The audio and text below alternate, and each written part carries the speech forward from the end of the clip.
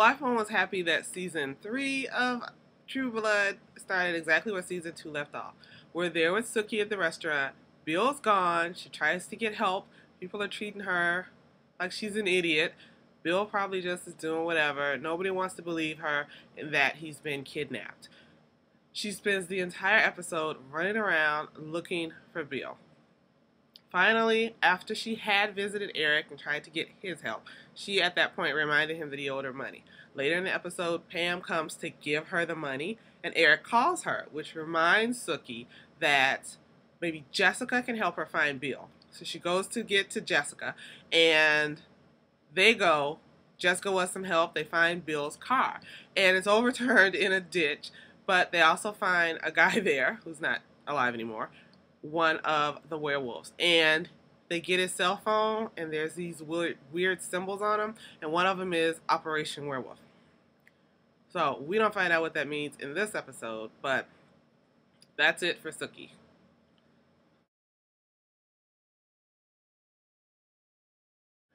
In the meantime, Bill has been attacked by a carload of crazy werewolves that are stabbing him and drinking his blood. He finally, since they're so distracted and hyped up by drinking his blood, he breaks free from them and causes them to crash the car. None of them survive, it seems. Bill's able to crawl out of the wreckage. He buries himself in dirt to get himself back together. Then he finds this elderly woman's house. He uses her to get back together too, but he didn't kill her. And he uses her also to find out where in the world he is. She tells him, he finds out he's in Mississippi. So he goes out walking because she doesn't have a car and she didn't have a phone either, so he couldn't call Suki. And again is cornered by werewolves. But this time he warns them that he's fed and they should probably back off.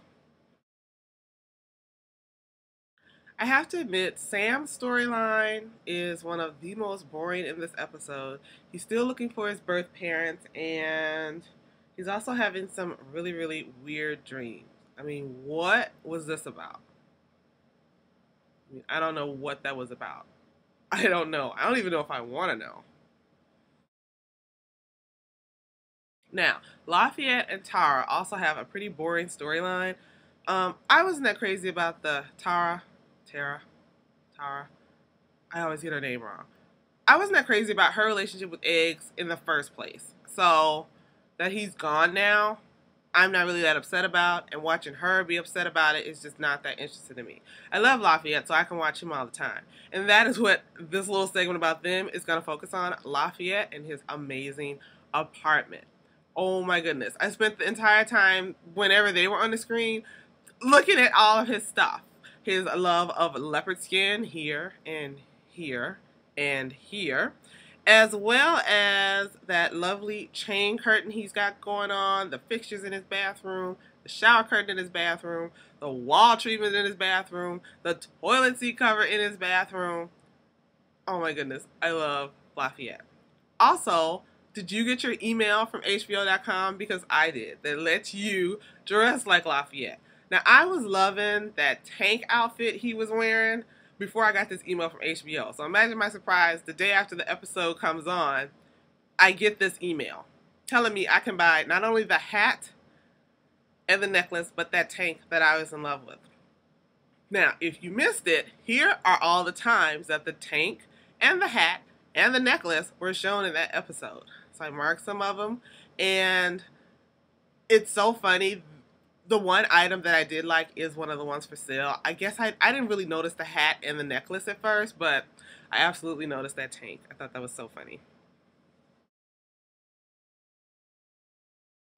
Jason and Andy. Another storyline that I'm not interested in at all because I didn't really care about Eggs. And I personally don't see what the big deal is anyway. Jason shot Eggs because he thought that Eggs was trying to kill Andy. So it was a self-defense thing. Everybody was acting crazy at the time. Everybody. The remnants of everybody acting crazy were all over the place. I don't see what the big deal is. Well, it's a big deal, but I don't see why he would not be exonerated if it came out what he actually did. I do not want to spend the rest of the season going on about, oh, if somebody finds out what really happened. By them not telling, it's just getting worse and worse and worse, especially in the sense that Andy is being proclaimed this hero for it. So, I don't know. I think they need to end this storyline fast.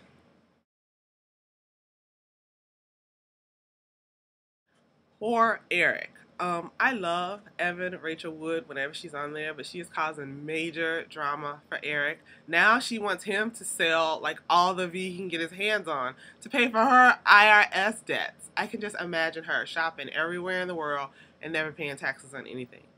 I loved the harem pants she was wearing and those heels. Oh my goodness. I had to stop and rewind several times to get a look at those shoes. Unbelievable.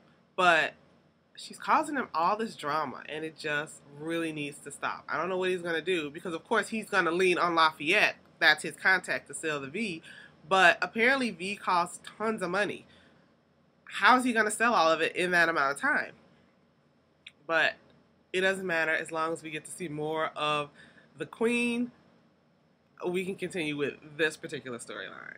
Now, Ham was not in this episode as much as I would have liked, so there's not much to talk about regarding her right here.